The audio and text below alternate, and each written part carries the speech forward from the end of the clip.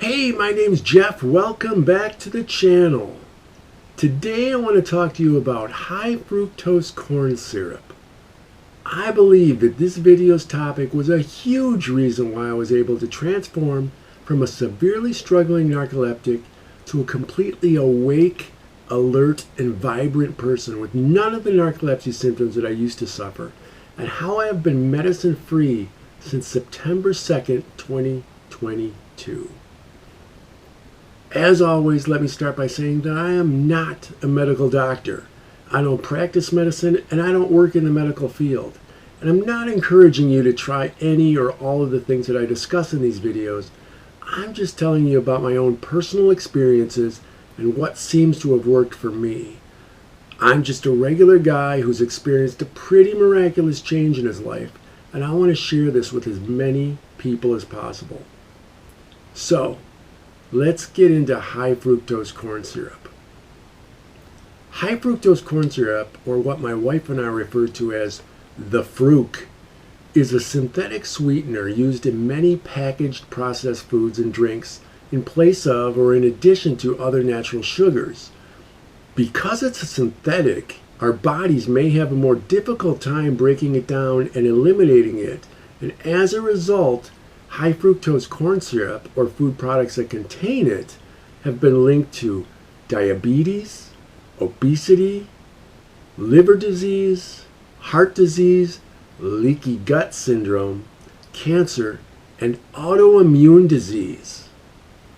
And that last one, autoimmune disease, may be the key as more and more people believe that narcolepsy may actually be an autoimmune disease itself. In my case, high fructose corn syrup can also increase uric acids in certain individuals, and since the kidney stones that I had were made up of 100% uric acid, eliminating foods containing the fruc from my diet was a logical step to mitigate the kidney issues that I had had.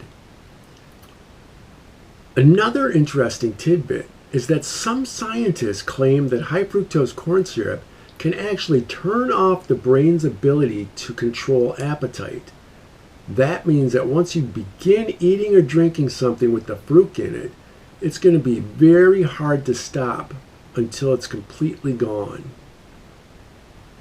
The first thing I had to accomplish to eliminate high fructose corn syrup from my system was to identify the foods and beverages that I commonly consumed that contained high fructose corn syrup, and that list was vast. The best way to quickly identify if a food contains high fructose corn syrup is to check the ingredients on the package.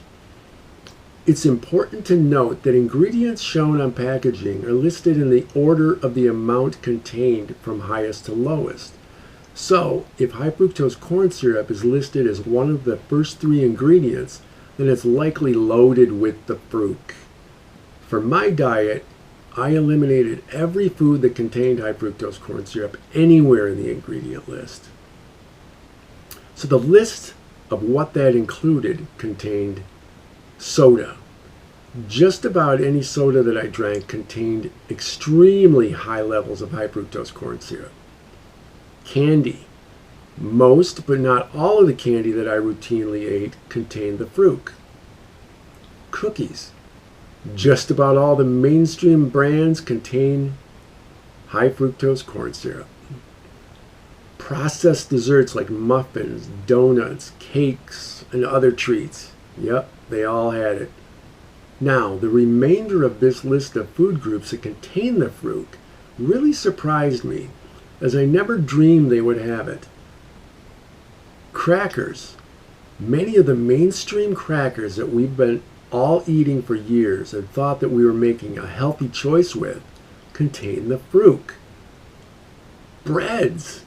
Of course, my favorite white bread of all time had it, as do many of the rye breads, and hot dog and hamburger buns.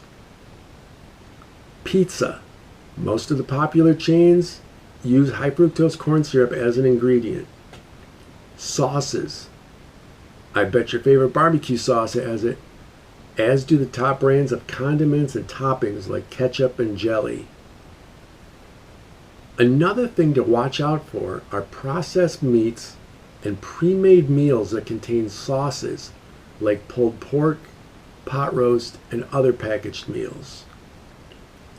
Now, when we made the switch off of high fructose corn syrup, we literally gave away or threw out anything that we already owned that contained any high fructose corn syrup.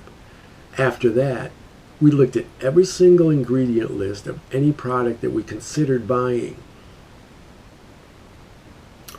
On our first 3 grocery shopping trips, it took much more time than usual to find replacements for the foods we had eliminated. But after that, it became pretty easy to determine what products contain the fruit without even looking. Now, once we had our new foods, it really didn't seem to take too long before we hardly missed anything with the fruit in it, and we started to feel better physically and mentally.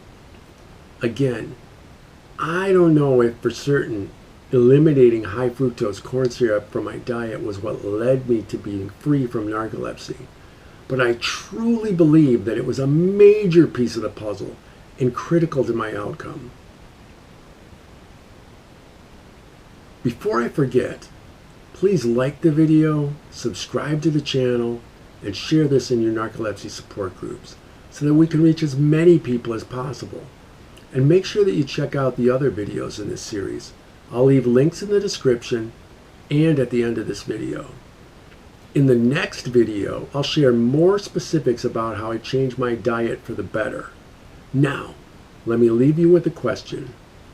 How many alarms do you have to set in the morning to ensure that you get out of bed and stay out of bed? Please let me know in the comments.